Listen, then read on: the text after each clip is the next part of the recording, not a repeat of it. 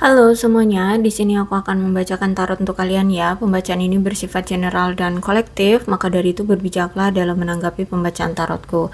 Dan untuk tema kali ini, aku akan mengambil tema tentang ada seseorang yang menganggapmu bahwa kamu adalah sosok yang bisa menjinakkan dia. Oke, dianya siapa? Boleh kalian fokuskan pada seseorang, siapa tahu ini memang energi dia, ya. eh yang dia menganggap bahwa kamu adalah penjinak dia. Ih, udah kayak oke. Aku akan mencoba menarik energi dia. Dia ini siapa? Oke. Dia adalah orang yang masih sangat tertarik sama kamu. Dia punya passion yang kuat dengan kamu ya. Kalau aku lihat di sini dia adalah sosok orang yang toxic, red flag banget nih orang, dan aku lihat di sini kamu tahu orang ini punya red flag apa ya, mungkin kekanak-kanakannya, egoisnya, narsisnya, suka selingkuh atau apalah ya, punya dia ini punya red flag yang, dan aku lihat di sini kamu tahu. Dia merasa bahwa apapun yang terjadi selama ini dalam hubungan kalian, dia yakin ini memang sudah diatur oleh semesta gitu. Bahkan aku lihat di sini dia masih memiliki cinta yang kuat dengan kamu, bahkan ingin menunjukkannya ke kamu. Cuman sayangnya, aku lihat di sini kayak dia tuh mungkin sudah tidak mungkin, ya mungkin dia sudah tidak bisa untuk merealisasikan cintanya ke kamu. Kenapa? Karena di sini dia kayak ada semacam putus asa atau kayak apa ya? Mungkin kayak kamu mungkin sudah tidak mau memberikan dia kesempatan. Karena di sini dia ingin memohon sama kamu, kamu bisa memberikan dia kesempatan untuk memperbaiki hubungan di antara kalian. Ya, di sini dia ingin meminta maaf, dia sudah sadar ya, setelah apa yang terjadi sekarang ketika kamu memilih untuk tidak lagi memberikan dia kesempatan, dia sadar, dia akhirnya apa ya, kayak mau nggak mau harus berubah sesuai dengan apa yang kamu arahkan selama ini, karena dia sudah belajar dari apa yang pernah terjadi gitu. Mungkin ada sesuatu yang membuat yang kamu lakukan terhadap dia yang membuat dia akhirnya itu merasa kayak terpukul, terpuruk, atau ya akhirnya sadar diri gitu loh. Bisa jadi salah satunya ya karena ini akhirnya dia menyadari kalau dia itu sebenarnya cinta sama kamu, tapi mungkin kamu sudah tidak memberikan dia kesempatan lagi. Ya oke, kenapa kamu tidak memberikan dia kesempatan lagi? Kita cari energinya, kenapa kamu tidak mau memberikan dia kesempatan lagi?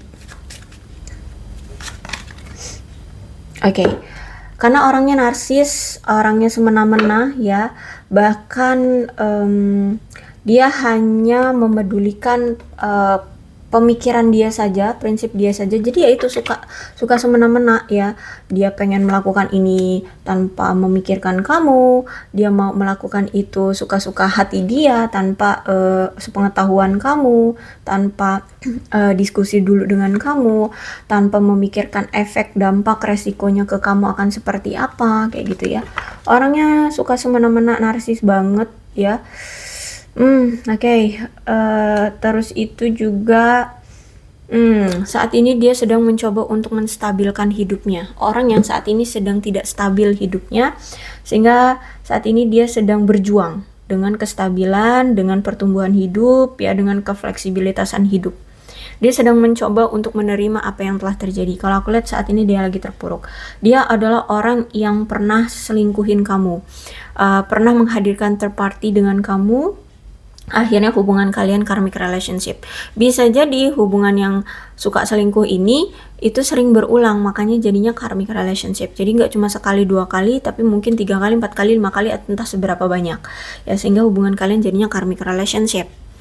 Ya, kalau aku lihat memang di sini dia selalu kepikiran kamu terus ya.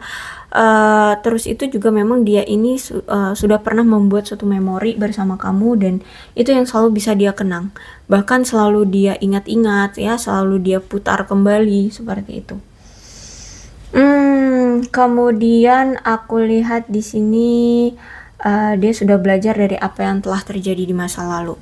Ya, makanya di sini cuman kamulah pawangnya, kamu yang mampu merubah dia ya, kamu yang mampu menjinakkan dia, ya. Jadi ketika kamu tahu selama ini dia selingkuh, mungkin ada suatu tindakan perilaku ya dari perilakumu yang kamu tunjukkan ke dia. Mungkin kamu akhirnya ya udah masa bodoh, kalau misalkan kamu selingkuh ya udah selingkuh lah, ya. Dan kamu benar-benar mendiamkan dia, kamu nggak ngejar-ngejar dia, kamu nggak memohon-mohon sama dia, sehingga di sini dia merasa kayak dibuang oleh kamu.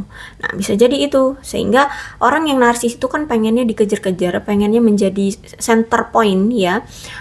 Center dari, pokoknya orang-orang itu harus benar-benar melihat ke arah dia gitu ya. Pokoknya pengen jadi senternya lah dia ini ya. Terus itu ketika dia bersama kamu, ketika dia kenal kamu, dia mulai bertingkah, kamu nggak memandang dia adalah senternya gitu. Yang menjadi sentermu adalah dirimu sendiri gitu. Sehingga di sini dia merasa kayak, wow, kok bisa ya kamu nggak memandang aku? Kok bisa ya kamu nggak ngejar-ngejar aku gitu loh, nggak ngemis-ngemis ke aku. Nah itu sehingga di sini dia ada ada perasaan kayak tidak dimiliki atau kayak powernya kurang gitu ya, kayak apa sih ya,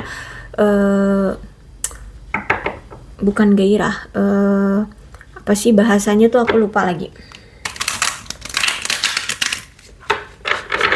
Energi daya tarik ya, daya tariknya itu kayaknya kurang kalau di kamu gitu. Dia merasa kayak daya tarik dia terhadap kamu itu kurang ya tuh, sehingga dia merasa kayak apa ya, kayak sulit gitu loh untuk bisa menaklukkan kamu kayak gitu. Ya gimana mau naklukin ya, orang kamu yang mau naklukin dia. Aku lihat seperti itu ya. Oke, kemudian di sini Seven of Swords.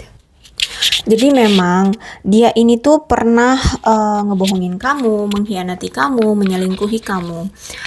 Alih-alih dia mencoba untuk bersikap terbuka, ya jujur sama kamu tentang sesuatu, tapi sebenarnya kejujuran itu untuk menutupi kebohongan dia yang lainnya, perselingkuhan dia, atau penipuan yang pernah dia lakukan terhadap kamu atau apa. Ya, jadi dia jujur nih tentang sesuatu yang kamu pertanyakan, misalkan dia jujur, tapi sebenarnya itu untuk menarik perhatian kamu agar kamu tetap fokus pada apa yang kamu pertanyakan ke dia dan dia jujurkan. Kamu nggak fokus pada apa yang dia sembunyikan selama ini dari kamu, gitu loh. Ya, jadi dia berlagak kayak jujur dengan sesuatu, tapi sebenarnya kejujuran itu untuk menjadi tameng, untuk menutupi kebohongan yang masih dia tutup-tutupi dari kamu.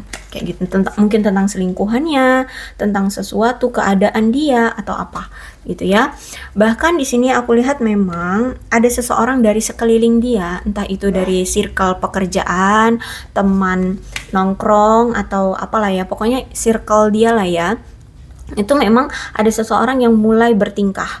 Dia kayak menunjukkan kayak keramah tamahan, apa ya, kayak baik gitu ya di depan si dia itu ya. Ada orang lah ya, ternyata sebenarnya dia itu suka sama si pasanganmu atau si dia yang kita bacakan ini ya. Dia itu suka, akhirnya dia menarik perhatiannya lewat itu ya, dengan cara sok baik, sok ramah ya. Ternyata sebenarnya itu untuk menggoda si dia. Nah, jadi bisa jadi yang dia tutup-tutupi adalah orang ketiga ini. Ya, orang yang sok baik ini ya. Dan ternyata akhirnya si dia kegoda lah sama si circle-nya itu. Kemudian si circle-nya itulah, teman dia itulah yang akhirnya menyabotase hubungan kalian. Entah memang itu sudah menjadi selingkuhan, entah itu memang baru jadi gebetan atau gimana. Ya, tapi dari orang pihak ketiga itulah yang mencoba menyabotase hubungan kalian.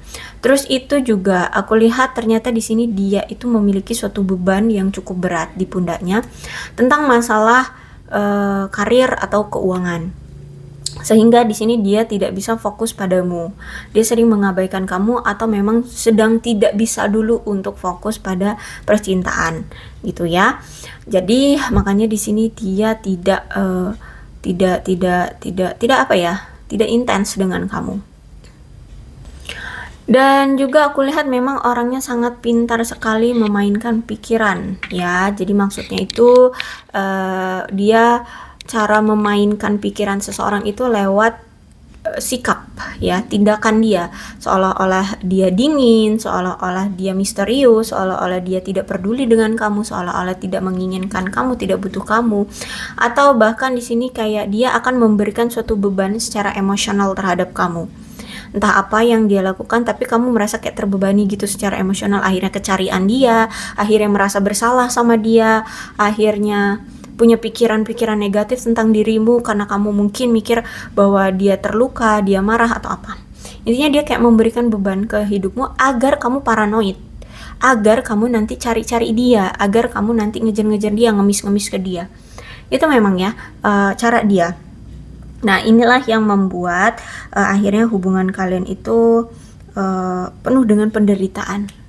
Gitu ya, kamu merasa kayak hubungan ini penuh dengan penderitaan, hubungan ini penuh dengan air mata, penuh dengan rasa ketidaknyamanan, penuh dengan rasa kayak apa sih, tidak tenang gitu ya, tidak tenang karena ada apa itu namanya, tekanan secara emosional. Terus itu juga aku lihat di sini mungkin kamu banyak kecewanya dengan dia ya. Oke. Kenapa kamu banyak kecewanya? Ini temperance ya. Aku lihat memang selama ini dia itu hanya memperdulikan hal lainnya dibanding kamu. Misalkan karir, keuangan, atau orang lain, keluarganya, atau temannya, atau hobinya, atau apapun. Intinya di luar kamu, dia lebih memperdulikan itu dibanding kamu.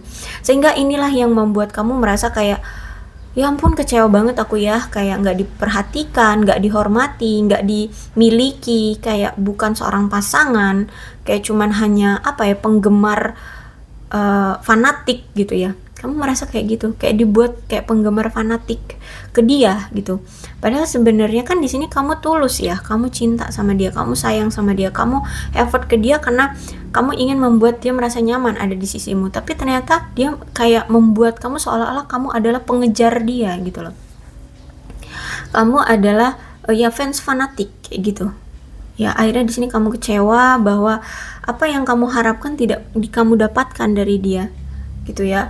Bahkan malah kamu mendapatkan banyak kekecewaan, banyak rasa sakit, lelah, dicampakkan, dikhianati, dibohongi, ya, diselingkuhi. Itu yang kamu rasakan. Akhirnya di sini aku lihat ada pertengkaran yang wah pelik ya di antara kalian. Bahkan di sini di saat kalian bertengkar dan mencoba untuk menjelaskan satu sama lain, baik kamu dan dia saling menjelaskan, tidak ada lagi yang mau saling mendengarkan penjelasan dari kedua belah pihak. Dia tidak mau mendengarkan ocehanmu, kamu pun tidak mau mendengarkan ocehan dia gitu. Sehingga inilah yang membuat akhirnya pertengkaran semakin rumit ya. Akhirnya kalian kayak saling bermusuhan gitu, saling menarik diri, saling diam-diaman, saling masa bodoh seperti itu. Nah, kemudian aku lihat di sini dia mencoba untuk pergi dari kamu. Tapi dikala dia pergi, kalian udah sama-sama udah nggak ini ya, nggak ada komunikasi, nggak ada pertemuan ya, nggak ada interaksi. Aku lihat di sini, disitulah ya, di kala kalian berpisah itulah di situ mulai ada introspeksi diri ya, dari dia akhirnya memahami kenapa kamu bersikap seperti itu, kenapa dia bersikap seperti ini. Akhirnya dia di sini memahami, akhirnya dia mulai menyembuhkan hubungan kalian, mulai menyembuhkan rasa sakit hati, amarah, emosional, itu semua dia hilangkan ya. Apa yang telah terjadi dia mulai sadari gitu. Kemudian aku lihat dia datang lagi ke kamu ya. Dia mengharapkan adanya kestabilan lagi dalam hubungan, dia pengennya ada perbaikan lagi dengan hubungan kalian seperti itu, dan kemudian menjalani kembali hubungan dengan kalian. Jadi kalau aku lihat di sini ada indikasi dia akan datang lagi ya, karena ini kartu kelima, Six of Sword-nya kartu kelima. Jadi ya aku lihat di sini dia akan datang lagi untuk meminta kestabilan dalam hubungan kalian lagi, pengen ada fleksibilitas lagi, pengen ada perbaikan hubungan lagi dengan kamu gitu, dan melanjutkan penyatuan kembali dengan kamu. Walaupun kedepannya ya dia nggak tahu akan seperti apa gitu. Ya. Jadi kalau aku lihat masih belum ada ya, kalau misalkan dibilang tentang komitmen, apakah intens dia datang atau enggak. Kalau aku lihat dibilang intens juga enggak, karena masih akan ada suatu komunikasi yang putus nyambung, atau jarang banget ada komunikasi. Terus itu juga masih ada ketidakjujuran dari si dianya, masih banyak kesalahpahaman di sini, dan aku juga di sini melihat kamu akan tetap merasa kayak tidak nyaman ya, tidak aman juga, ya karena itu gimana mau nyaman aman ya kalau komunikasi aja jarang, komunikasi sulit. Terus itu juga masih ada ketidakjujuran dari si dia atau mungkin dari kamu ya, intinya masih jauh lah kalau misalkan ngomongin tentang komitmen atau hubungan yang intens, terutama komunikasi itu. Jangan harap, aku lihat di sini belum ada gitu ya, belum ada komunikasi yang intens gitu ya. Jadi ya sadar, cuman apakah dia berubah total, aku lihat nggak terlalu ya. Perubahan ada tapi nggak terlalu, karena setiap perubahan itu pasti butuh waktu dan butuh step by step ya, nggak bisa langsung brek. Karena kalau berubah tiba-tiba tuh takutnya akan shock dan nggak akan intens gitu ya. Jadi kayaknya memang butuh penyadaran diri lagi gitu. Jadi ketika dia dengan kamu ya, dia mampu berubah gitu. Makanya di sini kamu adalah pawang ya. Kamu yang bisa membuat dia merasa kayak dijinakkan gitu loh ya. Mungkin kalau dengan yang lain, dia tuh kalau udah jadi mantan ya udah jadi mantan. Tapi kalau sama kamu tuh pasti energinya ketarik lagi ke kamu, balikan lagi sama kamu, kembali lagi ke kamu, kayak gitu. Makanya dia merasa kayak dijinakkan gitu oleh kamu. Oke, aku rasa cukup ya untuk pembacaan kali ini. Mudah-mudahan resonate. Kalau belum resonate ya udah, nggak usah dipaksakan. Dan untuk zodiaknya di sini ada Libra, Aquarius, dan Gemini. Leo, Aries, Sagittarius. Energi paling kuat di sini ada Sagittarius dan ada Pisces. Tidak menutup kemungkinan kedua belah zodiak bisa resonate dalam pembacaan ini, asalkan ceritanya sama dengan keadaan kalian.